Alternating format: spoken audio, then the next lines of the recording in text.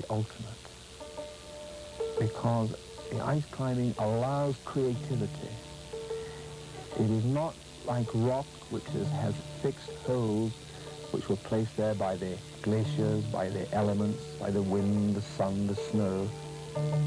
Ice is a cloak that sheaths the mountains and allows for the creativity of the climber, because there are no holes there for you. The holes you put are those you place. Where you place your axe is entirely up to you. The mountain doesn't say, you have to go this way because I've given you a ledge here. So you are the painter, and the canvas is the ice.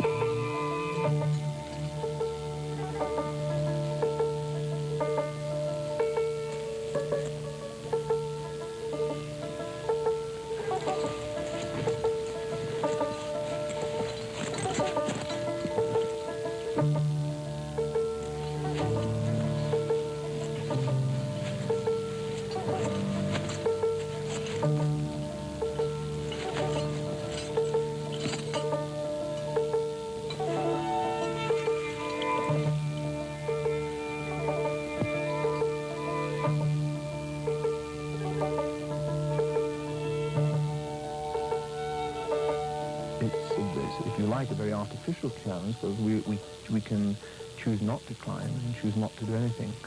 But it's really it's having selected something, and whether it's the old puritanical Calvin ethic that if you start on something, you should finish it.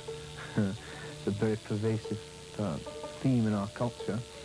Or it's something more fundamental than that, and that is, we really look for challenges. Man, throughout history, according to history, has devised games which challenge him, which are very difficult. And so I think it's part of overcoming adversity that is very important in our psyche, very important for our mental health. And so we set ourselves challenges, and we plan to accomplish what we set out to do.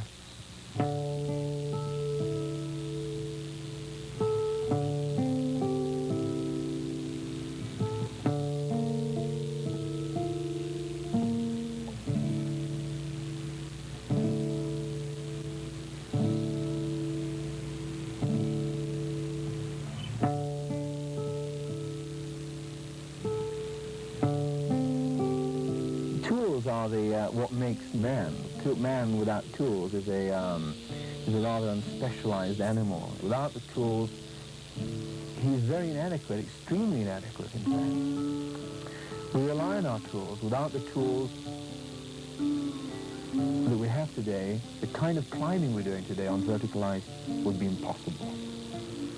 Man is a creature of of the tools he uses, and becomes more and more reliant upon them. So not only do you have to trust your own physical ability, but you have to trust the tools. And you trust it not by putting all your confidence in it immediately, but by testing it. You test it and it works. You test it a little more and it works. And you test it more and you learn to rely on it. And once you've learned to rely on it, then it becomes part of you.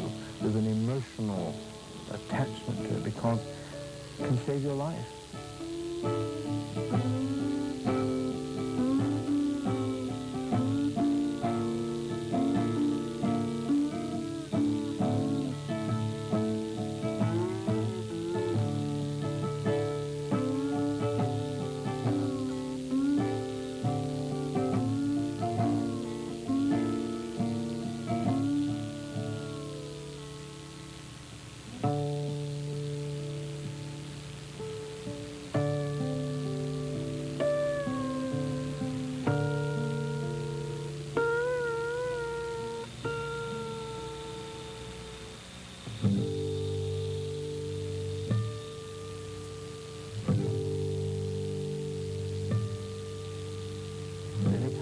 mountain weather can change, an ice fall can collapse, and it's all over.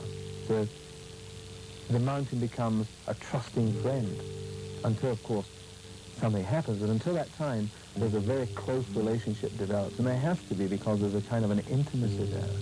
The mountain is allowing you to stick your crampons in its tender skin, if you like, and crash that axe into the ice. And sometimes you wonder the violence you're exacting on the mountain, whether the mountain should be so tolerant.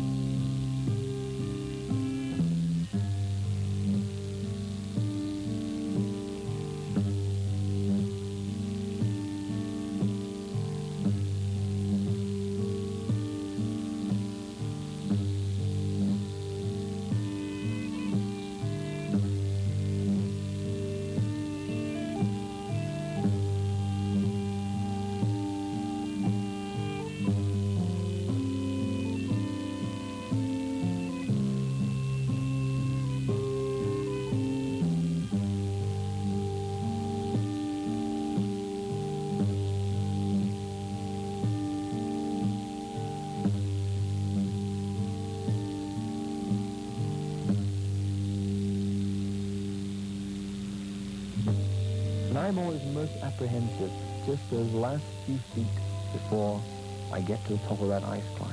Those last few feet, will it let me down now? And quite often the climb will get easier, but psychologically it's more difficult, just because the letting up in the severity allows you to relax.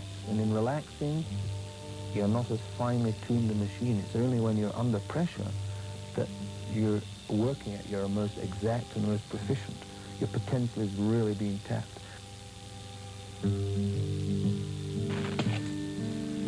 guess you don't really conquer something like this. It's rather foolish, rather presumptuous. I think man could ever conquer something which is so integral a part of himself. Can he conquer something which won't be here in 3 months anyway? It'll have melted away.